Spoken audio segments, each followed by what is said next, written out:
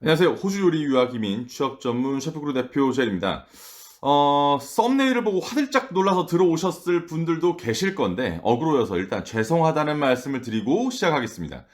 오늘의 영상은 비자법에 대한 이야기가 아니라 여러분들이 앞으로 호주에서 비자 관련 영상이나 소문들, 예상들을 구분하시는 방법들을 말씀드려 볼까 해요.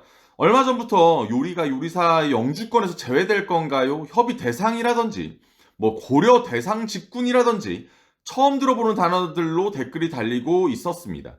정확한 발표를 기다려 달라고 이야기를 몇 번의 초반에 드렸었지만 올 7월에 발표될 TSS 스폰서 및 영주권 군에 대한 변경 시기가 다가오시면서 이럴 것이다 저럴 것이다 라는 소문이 퍼지면서 관련 영상을 만들어 주길 바라시는 분들이 정말 많아졌었어요. 그래서 오늘은 이와 관련된 이슈에 대해서 제 견해를 말씀드리고 싶습니다. 저희 셰프크루 유튜브는 호주에서 유일한 요리 유학 이민 취업을 전문으로 하는 유학원 채널로서 구독자 수가 지금 거의 10,000명을 향해 지금 가고 있죠. 제가 인플루언서도 아니고 유튜브를 통해서 수익을 버는 사람도 아니고 이 채널은 셰프크루 회사의 홈페이지 역할만을 하고 있습니다. 그래서 조회수에 상관없이 이 요리 분야에서의 이민 정책과 유학에 대한 정보 그리고 요리와 요리 산업에 대한 정보, 정확한 정보만을 드리려고 노력하고 있어요. 인플루언서의 관점에서 본다면 구독자 한 10,000명은 굉장히 적은 숫자이지만 호주 요리 산업 분야에서의 유학, 이민, 그리고 취업이라는 영역에서 본다면 정말 어마어마하게 큰 채널이라고 생각합니다. 그래서 이 채널이 갖는 영향력에 대해서 항상 조심하고 심사숙고하고 있고 정보를 제공함에 있어 많은 노력들을 하고 있어요. 특히 요리 분야를 다루는 채널에서 저 또한 요리 유학을 거쳐서 시드니 10년 요리사 경력을 가지고 있기에 경험에 기반을 한 이야기들을 하고도 있지만 약 한 1,400명 정도의 셰프크루 요리사분들이 표준적인 통계들을 만들어 주고 있기에 학업 이후 비자 진행 과정이나 분위기를 객관적으로 여러분들께 보여드릴 수도 있다고 생각합니다. 이민법을 이야기할 때는 현직에서 근무하시는 법무사님, 변호사님과 이야기를 나누면서 법적인 이야기에 공식력을 실어드리고도 있어요. 제가 가장 경계하는 건 카더라 뉴스입니다. 또한 일어나지 않는 것들에 대해서 미리 걱정하는 거예요.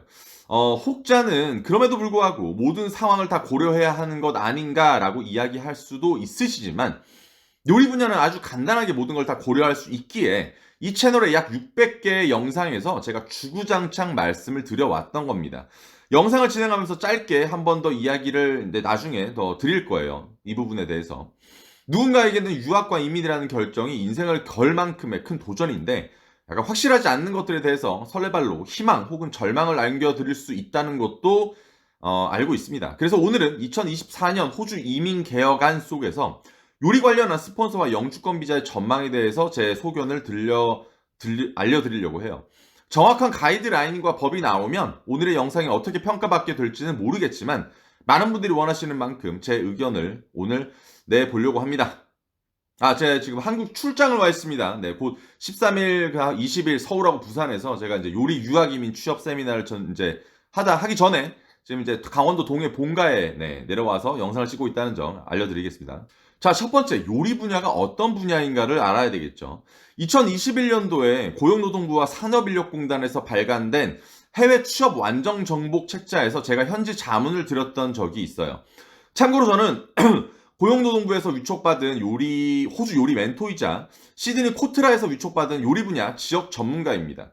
2019년 기준 호주 국가 전체의 총 부가가치 규모는 1조 7,780억 호주 달러로 서비스업이 전체의 75%를 점유하며 가장 높은 비중을 차지하고 있다고 저도 그때 알게 되었어요.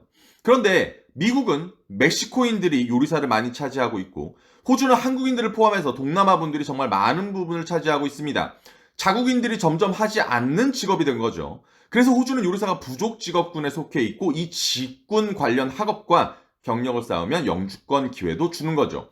스폰서 비자와 영주권 비자는 국가에서 주도하는 사업입니다. 필요 인력을 국가 프로젝트로 만들어서 사업을 하는 거죠. 아주 단순하게 스폰서와 영주권을 받으려면 학력, 경력, 영어 점수 이 세 가지만 있으면 됩니다. 세부 사항에서는 나이 제한이 있지만 노동 인력이 젊으면 좋은 것이 바로 요리 같은 노가다 직업이죠. 많은 분들에게 쉽게 영어권 나라에서 중소득을 벌 수 있는 직업이기도 하죠. 또한 일반 레스토랑, 카페, 하이엔드 파인다이닝, 호텔, 케이터링, 바, 비스트로 등 여러 직군을 선택할 수 있는 몇 안 되는 직업이기도 하고요. 개인 사업 또한 쉽게 접근할 수 있는 분야이기도 하고 한국보다 적어도 2배에서 3배 대우가 좋고요. 만약에 여러분들이 새롭게 요리를 선택한 분들이라면 그래도 공평한 기회가 있는 분야라고 생각을 합니다. 두 번째, 요리 분야의 스폰서와 영주권은 어려웠던 적이 있었나?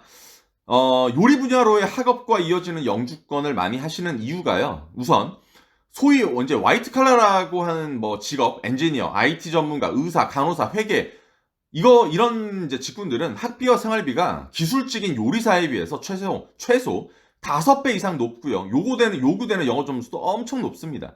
그래서 어릴 때 조기 유학을 와서 영어의 능력을 높이는 베이스가 없으면 이런 학과에서 경쟁하고 버티는 건 굉장히 어렵습니다.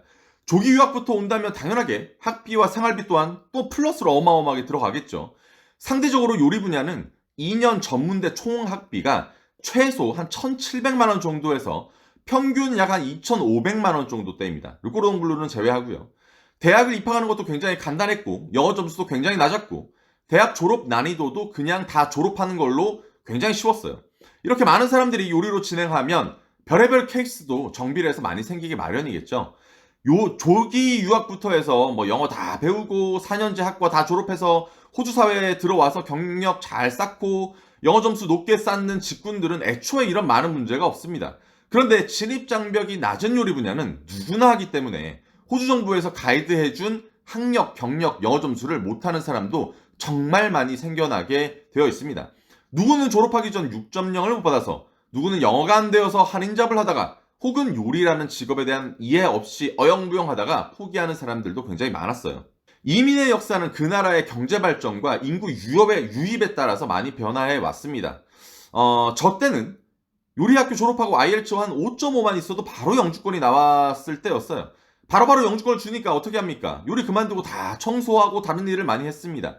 그렇게 되니까 산업 인력이 계속 부족했었겠죠. 그래서 바꾼 게 요리 분야는 189나 190 같이 빨리 영주권을 받을 수 없게끔 만들어버리고 457 스폰서를 끝으로 TSS 비자가 탄생을 하게 되었고 제대로 학력 채우고 경력 쌓고 산업에서 꼭 일정 기간을 경력을 쌓게끔 비자법을 고치고 요리 산업에서 최대한 필요 인력 수급을 장기적으로 하게 만들었던 겁니다. 사람이 막 필요해서 너도 나도 신청할 수 있었고 누구나 쉽게 영주권을 딸 수 있었던 시대가 지나고 호주는 정말로 필요한 인원에 대한 검증을 학생 비자부터 철저하게 하고 있고 좋은 교육을 통한 그 사회적 능력을 검증하는 게 바로 이 영주권을 받기 위한 단계인 스폰서 비자라고 생각을 해요. 영주권이 여러분들 어려워졌던 적은 없었습니다. 요리는 원래 어려웠으니까. 스폰서 비자의 문턱이 높아진 영어 점수도 4.5에서 5.0으로 올라갔는데 이것조차도 어려워했던 분들이 과연 잘했었던 걸까요? 졸업비자 6.0이라는 점수를 못 받는 사람이 많았었는데 학교 입학 점수가 여러분 5.5예요. 2년 동안 0.5점을 못 올린 사람들이 과연 잘했던 걸까요? 명백한 경력의 서류화도 가이드라인이 분명하게 이민성에서 존재하는데 이걸 모르고 호주 요식 산업에 들어오지 않는 사람들이 과연 잘했던 걸까요? 영주권만을 목표로 직업적 발전 없이 일만 주구장창 사람들에게 요리사로서의 기준을 요구하는 게 이게 과연 여러분 너무한 걸까요? 세 번째, 요리 분야의 이민 정책의 전망은 물론 7월 이후 법들을 봐야겠지만 너무 명확한 것들이 있습니다. 엔지니어나 의사 같은 고학력 필수 직군 같은 경우는 빨리 영주권을 받게 해주면 호주 경제사회에 훨씬 많은 도움이 되겠지만 요리사, 자동차 정빈 등 필요 직군에 속한 육체 노동 기술 직업은 오래오래 산업에서 굴러야 호주 경제사회에 도움이 됩니다. 그래서 원래 독립기술 이민 혹은 주정부 스폰 기술 이민이라고 불리는 189 비자, 190 비자, 간단하게 말해서 대학 졸업 이후 1년 경력만 있으면 영주권을 신청할 수 있었던 비자 루트는 요리 분야에 아예 해당이 되질 않았어요. 저희 쪽에서도 아예 없었고요. 코로나 이후 인구 유입이 없었을 때 이런 기회가 와서 많은 분들이 받았던 것 뿐입니다. 제가 봤을 때 7월 이후 변화되는 것도 아예 요리 분야 같은 육체 노동 기술직들은 빨리 영주권을 받을 수 있는 루트를 막아버릴 거라고 생각을 합니다. 여러분 자 보세요. 인도같이 영어를 쓰는 나라에서 막 석사 학위를 받는 사람이 있어. 이 사람이 호주에서 엄청나게 싼 요리학과를 나와서 그냥 영어 8.0 받아버리고 영주권 싣겠다면 우리 같은 비영어권 사람들에게는 기회조차 없게 되는 것이고 호주 입장에서도 산업 인력 수급 또한 비정상적이게 되는 거겠죠. 그래서 예전에 457 스폰서에서 TS 비자로 바뀌었을 때처럼 쉽게 가는 루트, 호주에 돈이 안 되는 사람들을 애초에 차단하고 있는 겁니다. 영주권 또한 스폰서로 무조건 가게 하거나 인구 저밀도 지역으로 사람을 유입시키기 위한 전략을 세울 거라고 봐요. 현재 지금 연봉 7만 불이라는 제한은 고용주와 피고용인 모두에게 불리한 부분이 많은데 여러분 이걸 세분화시킬 거예요.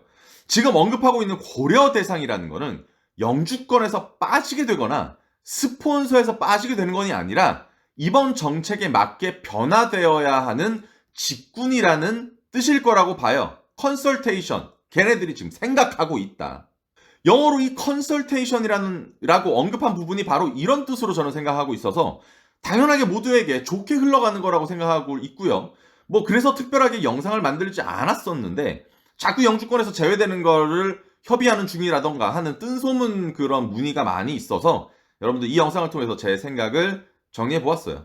자, 그럼 앞으로 무엇을 준비해야 될까요? 제가 셰프크루를 시작하고 유튜브를 시작하고 가장 첫 번째 강조했던 것이 바로 이 요리라는 직업과 영어입니다. 예전에도 지금도 변함없이 이 두 가지를 지키신다면 영주권은 꼭 받게 되어 있습니다. 하지만 영주권이 나온다고 해서 여러분의 인생이 바뀐다고 생각을 하십니까? 아니요. 절대요. 학교 포함 근 6년, 7년 영주권을 받는 이 기간 동안 이 직업을 어떻게 하셨고, 노력하셨고, 어디까지 승진했고, 얼마까지 연봉을 받았는지에 따라서 그때부터 진정한 호주의 삶이 시작됩니다. 그리고 영주권을 받는 이 6에서 7년 이 기간 내내 비자가 언제 나오면 좋겠다라고 스스로를 올가매지 마십시오. 직업에 집중하고 영어 점수에 노력하시면 요리라는 분야는 어떻게든 영주권을 향해 갈 수 있어요. 국가 프로젝트입니다, 여러분들. 어디 사기업이 만들어내는 장사가 아니라 국가 프로젝트인데 여러분들 거짓말을 하겠습니까? 그리고 만약에 여러분들이 졸업생 비자를 못 받던 경력을 쌓을 수 없는 상황이 오게 되면 여러분 호주를 떠나서 한국이든 유럽이든 남미를 가서 요리를 계속 하세요.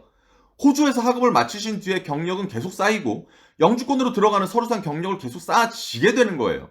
그래서 유학 전부터 시험 영어, IELTS든 PT든 그리고 또 제가 알려주는 직업교육 1차를 통한 요리에 대한 공부를 계속해야 되고 적어도 6에서 7년은 내가 요리사로서 최선을 다한다는 마음으로 시작하셔야 합니다. 그게 바로 호주가 원하는 이 요리사라는 직업의 방향이고 이 요리 산업에서 사람들을 채우기 위한 2024년도 이민 전략이라고 생각을 합니다.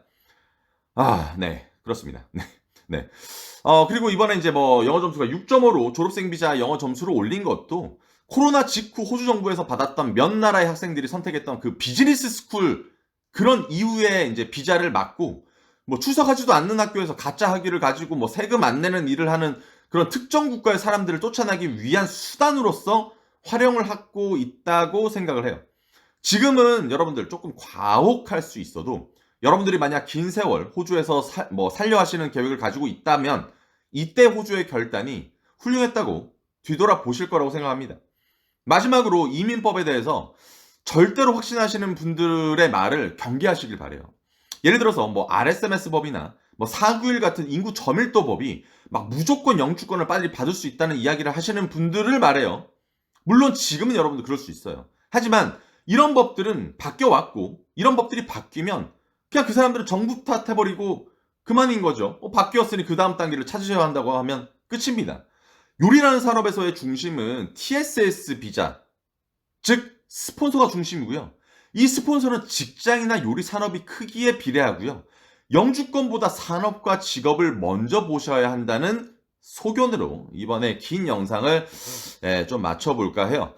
얼마 전 중학교 때부터 셰프크루 세미나를 들었던 학생이 군대까지 제대하고 수속을 마치고 시드니에 이제 요리 유학으로 입국을 했습니다. 저는 여러분들이 학교를 잘 졸업하고요.